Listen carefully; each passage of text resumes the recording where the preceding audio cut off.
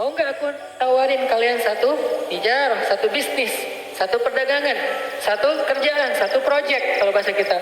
Berarti kadang kita berdagang dengan Allah, bertransaksi dengan Allah. Gimana bertransaksi dengan Allah? May yuqridullah qardan hasanan. Siapa yang meminjamkan kepada Allah pinjaman yang baik, nanti Allah balas berlipat ganda. Bukankah itu transaksi? Baik, jual beli yang tidak akan mungkin rugi. Banyak lagi ayat-ayat yang lain yang bahasa analoginya adalah bahasa dagang atau bisnis. Jadi kalau mau dapat kerjaan yang paling gampang, tapi bayarannya itu bukan UMR, berapa ribu kali lipat UMR, dan kerjanya itu mulia banget, kita bukan cuma dapat upah, tapi juga kita dapat kehormatan, bekerjalah kepada Allah. Itu paling luar biasa, gampang banget. Kerjanya apa? Saya nggak punya kemampuan apa-apa, saya nggak punya kapasitas, saya nggak punya keahlian. Keahlian yang dibutuhkan itu bukan punya sesuatu, enggak. Apapun yang ada dalam diri kita yang kita bisa lakukan untuk bantu orang lain, itu keahlian. Sekedar apa? Mungkin sekedar repost, sekedar ngajak teman, sekedar, bukankah kita bisa ngelakuin banyak hal untuk bisa membantu orang lain? Kalau kita nggak punya uang, kita nggak usah ngasih uang. Kita ajak orang yang punya uang untuk memberi uang kepada dia. Kita jadi mediator. Bekerjalah kepada Allah, pasti diterima sama Allah. Terus diupahin sama Allah? Ya, karena dalam bahasa Al-Quran Allah mengistilahkannya dengan jaza, dengan ajrun. Jaza artinya apa? Balasan. Ajrun, upah, pahala. Sama kan? Balasan, upah, pahala, itu semuanya sama. Berarti kalau kita pengen dapat kerjaan nih, paling gampang kerja aja sama Allah.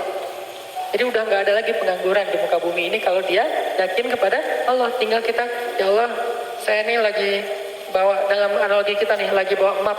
Ngapain? Cari kerja. Ke siapa? Ke langit. Caranya, kita datangin orang miskin. Caranya, datangin anak yatim. Caranya, datangin orang-orang yang membutuhkan. Kalau zaman Nabi dulu, Rasulullah SAW itu, Khadijah bilang, Rasulullah itu adalah laki-laki yang mengayomi anak yatim, orang miskin, orang tua, janda-janda yang ditinggalkan wali-walinya. Nabi yang menafkahi mereka. Sehingga inilah bentuk dari ekspresi syukur kita kepada Allah Subhanahu wa taala. Coba kita ingat dulu, siapa yang bisa saya bantu? Siapa yang bisa? Jadi analoginya adalah cara berpikirnya adalah kalau kita pengen ditolong oleh Allah, tolong orang lain. Kalau kita pengen dikasih rezeki oleh Allah, kasih rezeki untuk orang lain. Dan Allah pasti akan ngasih kita upah lebih gede daripada semua upah yang pernah diberikan oleh manusia. Jadi seorang kurir, jadilah kurir langit. Gimana menjadi kurir langit? Cari orang yang lagi pesen, lagi order rezeki, lagi order bayar hutang, lagi order berobat, kan dia lagi order tuh. Cara ngordernya gimana? Ya angkat kedua tangannya. Ya Allah, saya punya banyak hutang. Ya Allah, anak saya sakit. Ya Allah, ya Allah, ya Allah. Mereka kan lagi order kebaikan kan ke langit. Nah, kadang-kadang Allah mengetuk kita untuk jadi kurir Allah. Kayak tadi misalnya saya lagi ngeliat gitu di story gitu muncul, karena ada muka saya di situ ya saya klik gitu ya. Oh ada muka saya di sini, kayaknya banyak banget muka saya akhir-akhir ini gitu. Saya klik nih, alhamdulillah gitu ya. Saya klik, apaan sih ini, kayak kepo gitu kan. Oh ternyata lagi ada perdebatan kecil tuh antara pro dan kontra. Saya baca komennya satu-satu kan. Di antara sekian banyak komen yang pro dan kontra, tiba-tiba ada satu komen yang agak-agak kurang nyambung sebetulnya. Ada yang komen, anak saya butuh uang untuk belajar, untuk beli buku diktat sekolah dan nggak punya biaya. Kenapa tiba-tiba Allah takdirkan saya ngeklik itu, terus saya ngeliat komennya? Karena Allah lagi ngasih saya kesempatan jadi kurir kan gitu kan. Di antara sekian komen, ini aja yang saya fokus. Saya langsung DM orangnya, Pak, Bapak di mana? Ternyata di NTB, di Lombok. Bapak butuh apa? Saya hanya butuh biaya untuk buku anak saya.